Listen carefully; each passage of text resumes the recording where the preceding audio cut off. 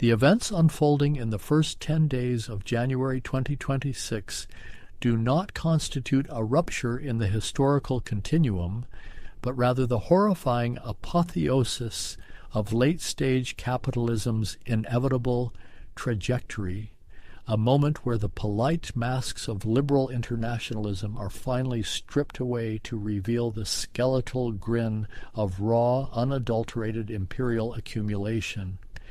We are witnessing the definitive collapse of the post-1945 illusion, a mythos that sought to dress up the hegemony of the North Atlantic bourgeoisie in the language of human rights and sovereignty, now replaced by what we must recognize as aggressive resource realism, a euphemism for the violent reterritorialization of the global South by a declining hegemon desperate to arrest its own economic entropy through sheer kinetic plunder. This is not a geopolitical thriller, as the intelligence desk might breathlessly characterize it, but a synchronized manifestation of the crisis of over-accumulation, where the only outlet left for the surplus capital and military capacity of the West is the direct seizure of physical assets, energy, minerals, and geography at the barrel of a gun. The collapse of the sovereignty norm is not a tragedy for the imperialist.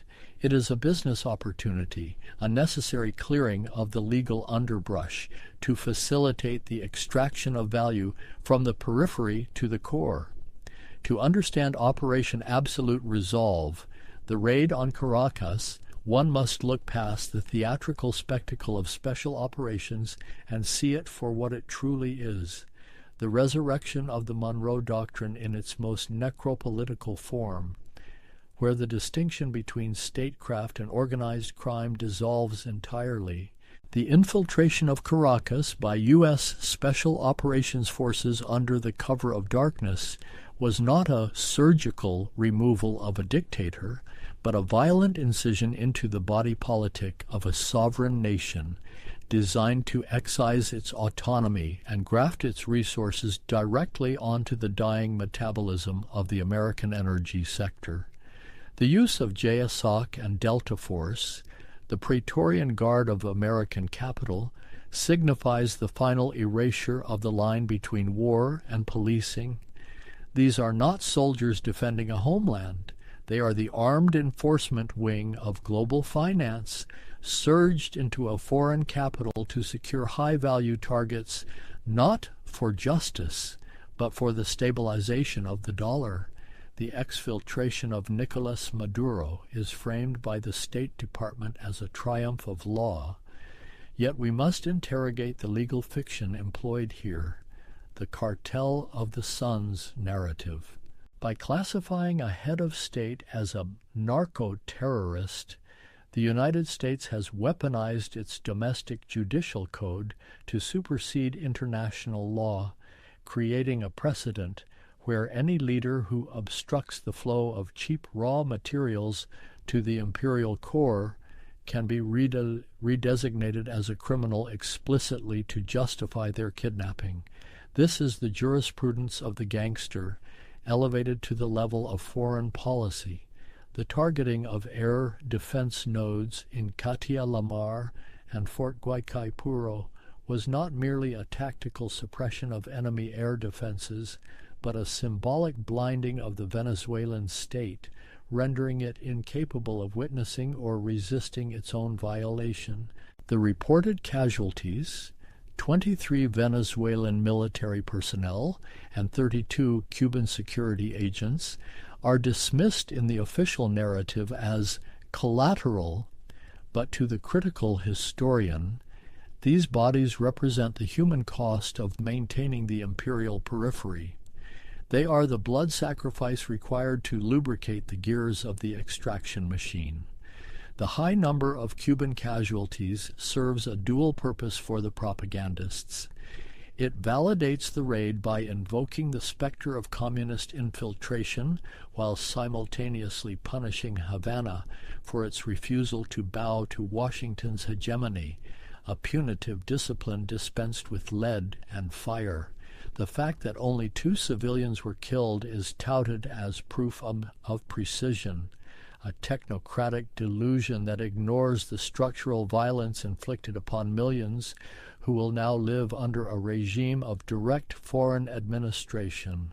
The subsequent announcement of the U.S.-Venezuela energy deal strips away any remaining pretense of humanitarian intervention and lays bare the economic base of this military superstructure.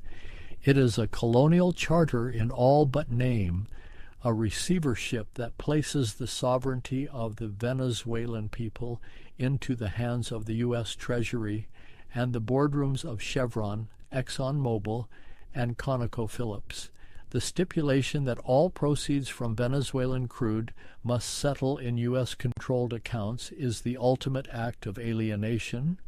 The Venezuelan proletariat will continue to labor in the oil fields, extracting the wealth of their own soil, yet the value generated by that labor will be immediately expropriated by the chaotic vortex of Western finance, ostensibly for their benefit, but in reality to service the debt and energy needs of their conquerors. This is the primitive accumulation that Marx described, executed with the speed of algorithmic trading and the lethality of a drone strike. The rehabilitation of the grid by U.S. firms is not a gift. It is the infrastructure of extraction, ensuring that the veins of the country remain open to bleed out its resources efficiently. When the president promises to extract oil numbers like few people have seen, he is articulating the capitalist death drive, the compulsion to consume the earth regardless of ecological or social consequence, all to temporarily lower the price of gas for the American suburbanite, whose complacency is the political bedrock of the empire. The seizure of the Olena tanker by the USS Gerald R. Ford is the enforcement mechanism of this new enclosure of the commons. By deploying a carrier strike group to the Caribbean, a force projection capability usually reserved for global wars, the U.S. has turned the sea itself into a prison, declaring that no molecule of hydrocarbon may move without the permission of the hegemon. This blockade is a signal to the Dark Fleet and the independent nations of the world. The free market exists only insofar as it serves American interests. The moment it deviates, the iron fist of the Navy descends. The legal innovation of piercing sovereign immunity by labeling a state a criminal enterprise is a terrifying expansion of imperial jurisdiction, implying that the U.S. Constitution now applies extraterritorially whenever the profit margins of the bourgeoisie are threatened. The global reaction, or lack thereof, highlights the fracture of the international community. The global South, represented by Brazil and Mexico, recognizes this for what it is, a return to gunboat diplomacy, while Europe, caught in its own contradictions and subservience to Atlanticist power structures, offers only muted whimpers about principles, while quietly calculating how its own energy giants might pick at the carcass. China's condemnation is rhetorical, constrained by its own integration into the global capitalist system. Beijing is less concerned with the moral outrage of the invasion than with the disruption to its teapot. Refineries in Shandong revealing that even the so-called alternative to Western hegemony is ultimately driven by the same logic of resource accumulation. The Greenland ultimatum further accelerates this descent into inter-imperialist madness. The pivot from the Caribbean to the Arctic demonstrates that capital knows no climate. It seeks valorization everywhere. The attempt to purchase Greenland and the subsequent threat to annex it reduces a distinct culture and a sovereign territory to the status of real estate. A deal to be closed by a brash developer-in-chief. The fixation on rare earth elements like dysprosium and terbium exposes the materiality of our digital age. The cloud and the green transition are built on the physical stripping of the earth, and the U.S. is willing to dismantle the NATO alliance to secure these supply chains. The offer of cash payouts to Greenlanders is a corrosive weapon of neoliberalism, attempting to dissolve national identity and political solidarity through the atomizing force of individual bribery. It transforms citizenship into a transaction. The crisis within NATO, with Denmark threatening to fire upon its American allies, reveals the hollowness of the Atlantic Alliance. It was never a partnership of equals, but a protection racket that is now fracturing because the boss has decided to rob the underlings. The U.S. vision of a fortress Greenland, guarding the Gyuki Gap, is a return to Cold War paranoia, militarizing the melting ice caps and turning the ecological catastrophe of climate change into a theater for naval warfare. Meanwhile, on the Eastern Front, the Russian use of the Oreshnik missile serves as the dialectical counter-response to Western expansionism.